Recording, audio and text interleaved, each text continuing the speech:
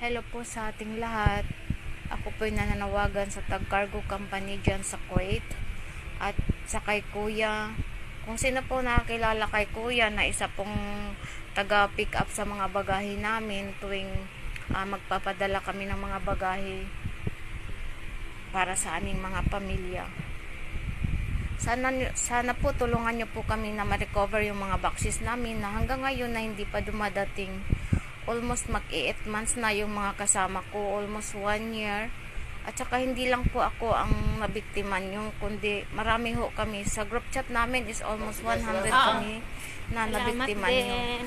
Sana po kuya kung makita nyo to, tulungan nyo po kami na ma-recover talaga yung mga boxes namin. Magkikita pa naman tayo. Kung may awa ka po. Ako, ayoko magkita pa. Parehas lang po tayo mga OFW. Nagtatrabaho ka po para sa pamilya nyo. Kasi po,